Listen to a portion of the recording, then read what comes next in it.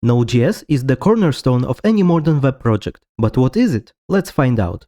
To understand it better, we need to take a look at the history of JavaScript. Initially, it was created only to make web pages interactive. At that time, the internet was in its infancy and browsers were not that sophisticated, so they were simply interpreting JavaScript code line by line. But eventually, more advanced solutions emerged, and nowadays all modern browsers include so-called JavaScript engine, which is responsible not only for executing your code, but also optimizing it. But with all of that advancement in web development, there still was one problem. JavaScript could be executed only on the client side in user's browser. If you were also developing backend for your web application, you had to use some other programming language like PHP or Ruby or something else. That's where Node.js comes in. You see, there are many different engines, but the most popular one is V8 powering Google Chrome and some other well-known browsers. It is part of open source project introduced by Google in 2008. And just a year later, Node.js was born. Its creator, Ryan Dahl, had a brilliant idea. Why don't we take JavaScript engine out of browser, add some server-side functionalities like file system access, networking, etc., and then bundle it all together? A collection of all these tools make Node.js a runtime environment which, if installed on the server, allows us to write backend code using JavaScript. Now, when we know what it is, let's see how we can use it. But first, we need to install it. And here we have a few options. You can open the official website and then load installer from there. Or you can use whatever package manager you have on your system. But I would really recommend to use NVM, also known as Node Version Manager, because quite often you will find yourself in a situation where for different projects you need different versions of Node.js. This tool allows you to easily install and seamlessly switch between those different versions. If you are on Mac or Linux, you can install it by invoking the script in your terminal and then restart it. I will leave the link to the script in the description.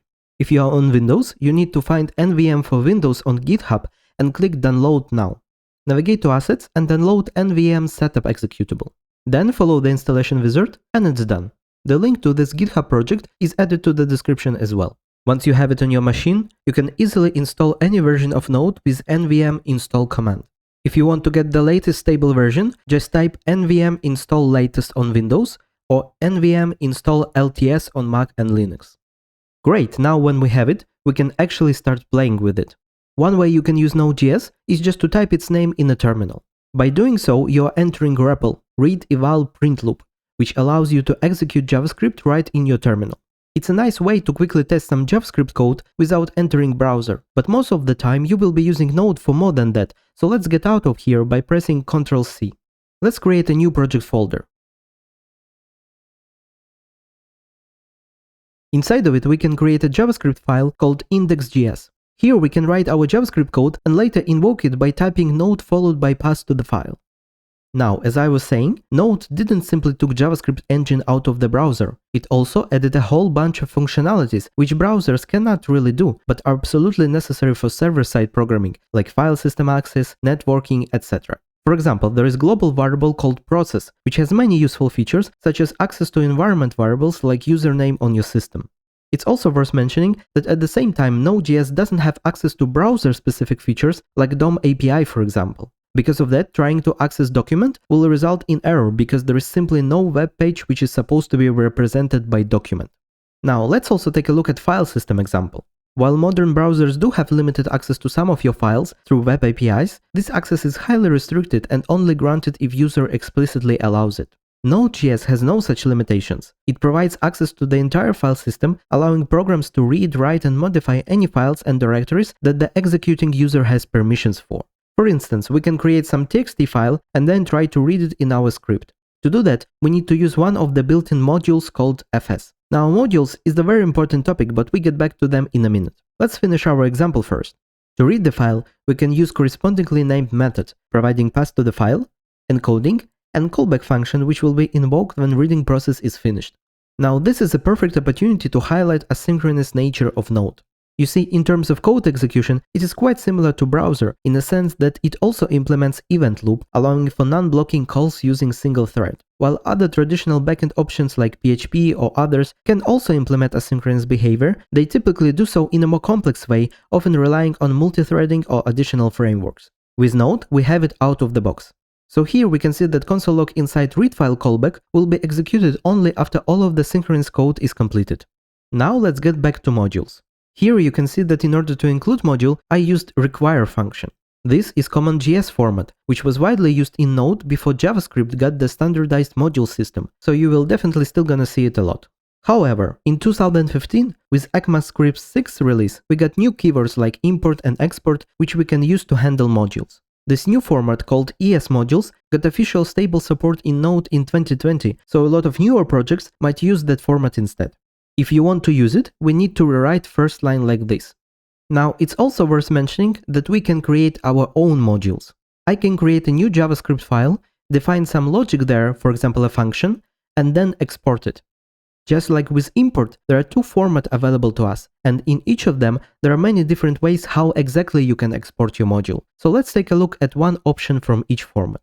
If you are using ES modules, you can export the function as default and then import it by providing path to the module. And if you are using CommonJS, you can attach function to exports object and then import it. Now when we know what modules are and how to use them, we can finally talk about Node Package Manager, also known as NPM. It is the largest software registry in the world, containing millions of JavaScript packages. Node.js itself was a very handy tool, but NPM brought it on a whole new level, making Node the dominant force it is today. And how strong I made you, and how strong nobody can fuck with you. Because of such astronomical number of packages, NPM is an irreplaceable tool for modern web development. When you install Node.js, NPM is installed automatically, so you can start using it right away. To start a new project, simply type npm init. It will ask you a bunch of questions like package name, description, author name, etc.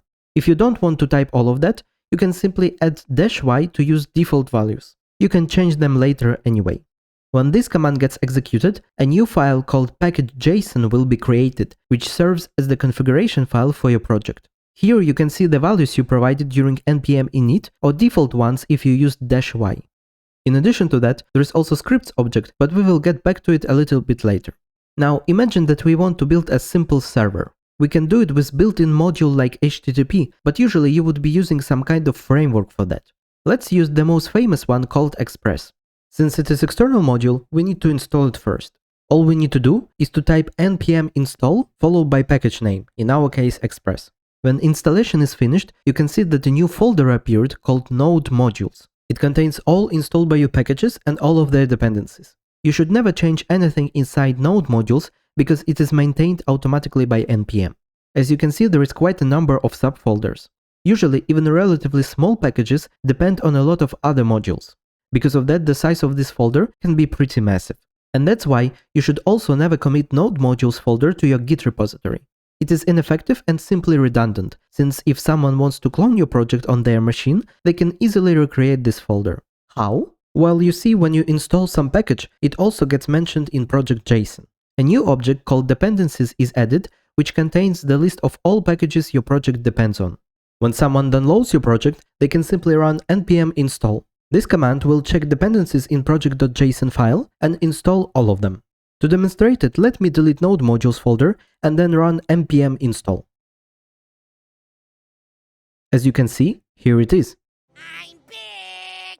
Now you probably noticed that next to each package name, there is a version. Since we didn't specify the exact one we want to install, npm simply installed the latest stable version. It also automatically added a caret in front of it. This symbol signifies that you permit installing newer versions of the package as they become available, provided that they are compatible. For example, it allows updates for patches that fix bugs or minor changes that add new features. However, major updates introducing breaking changes will not be applied, ensuring your project remains stable. If you wish to be more restrictive, you can replace it with tilde, which will limit updates only to patches. And if you don't want to change anything at all, just set a specific version. But if you decide to leave some room for upgrades, all you need to do is to run npm update. If there are new versions of packages that you have installed, they will be updated. Now you could notice that there is also this file called package.log.json. This one is very useful if you are working on bigger kind of projects that take some time and involve a lot of people. When you install any package, npm takes a snapshot of all dependencies, saving information about exact versions being used. This ensures that whenever your project is moved to a testing environment or new team members install it on their machines, the same package versions are used, preventing any inconsistencies across different systems. Now you may ask, why don't we just set a specific version in package.json, just like we saw a minute ago? Well, the thing is that we can do it only for packages that we install. But, as we discussed, those packages can have their own dependencies, which themselves can have their own sub-dependencies, and so on. Package lock stores this entire dependency tree. That's why, after installing just one package, we can end up with such a gigantic file. But this ensures that on each and every machine, we get the same versions of all dependencies.